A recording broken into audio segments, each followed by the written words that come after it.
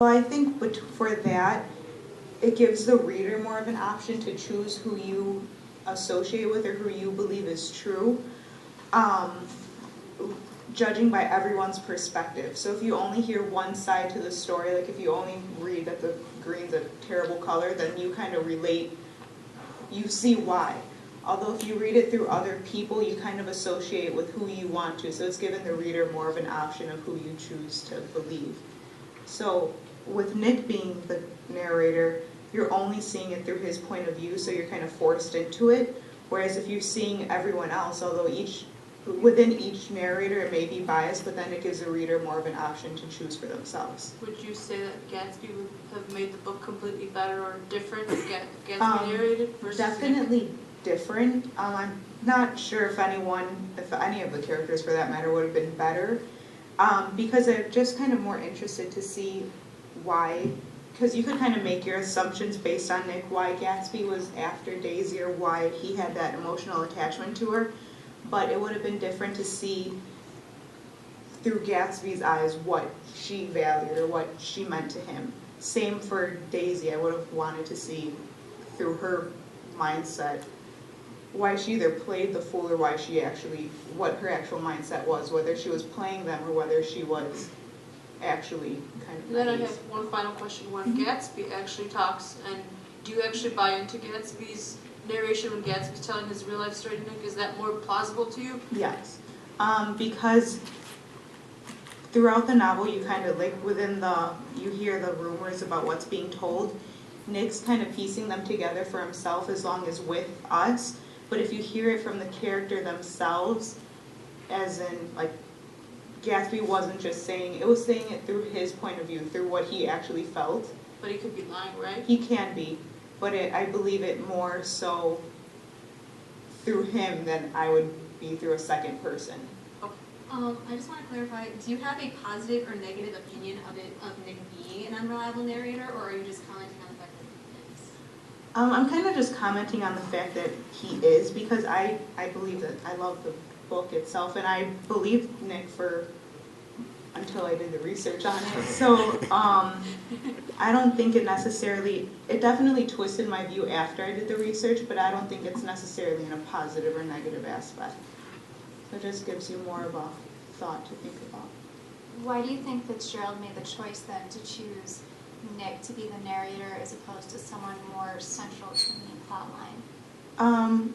I think because Nick comes from an outside viewing everyone else, whereas if Gatsby or Daisy or any of them were to tell the story, they're more into the story. They're more of the main characters, whereas Nick's kind of an overseer of everything. Right, but I mean, I feel like also a lot of the things that you said he might be unreliable on are, they're verified by other characters. Like, we do know that Gatsby's rich, and we do know that his house is impressive, and we also know that Daisy is considered, beautiful by lots of people.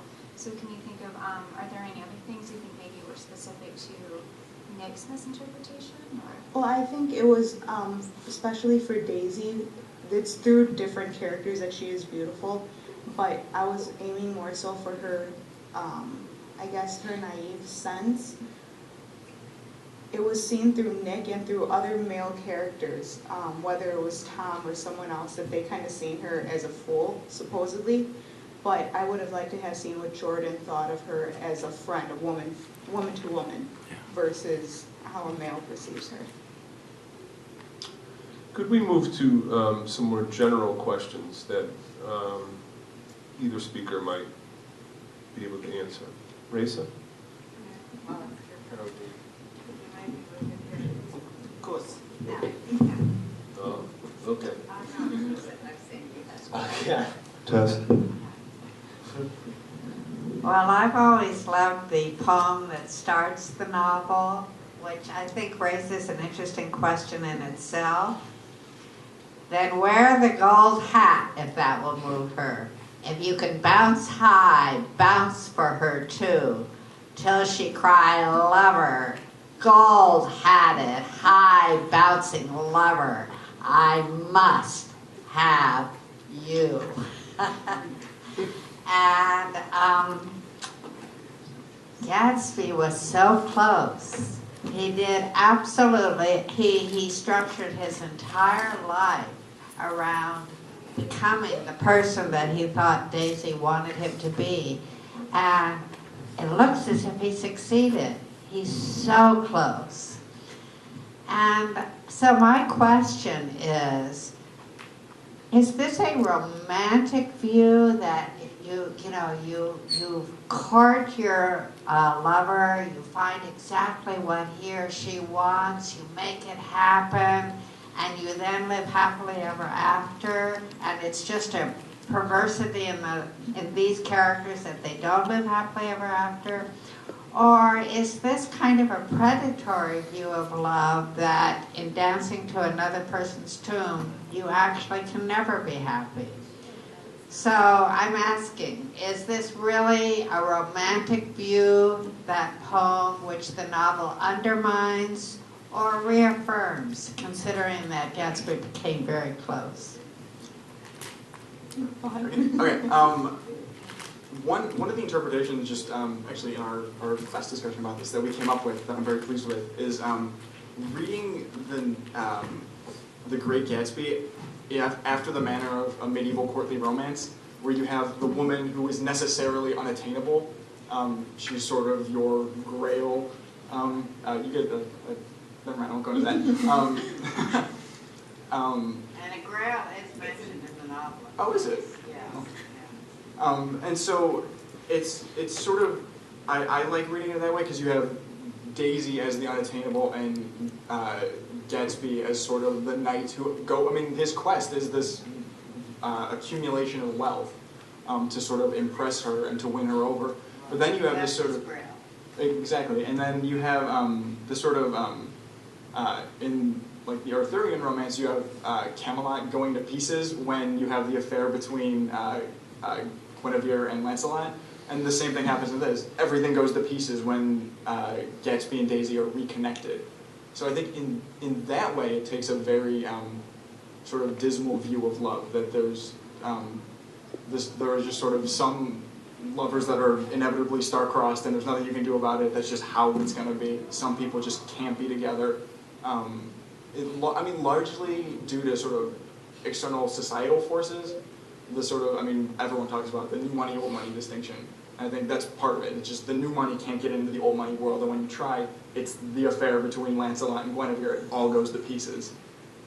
Yeah, but the difference is that the moment he loses it is when she starts to believe Tom that he's a crook.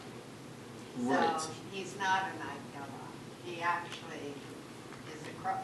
Mm-hmm. And that's when it falls. Although, I wondered about that scene. You're talking about the scene in the hotel when... Yeah. Okay. With that scene, does she inevitably, or not ultimately, leave Gatsby because she starts to believe that he's a crook, or does she sort of...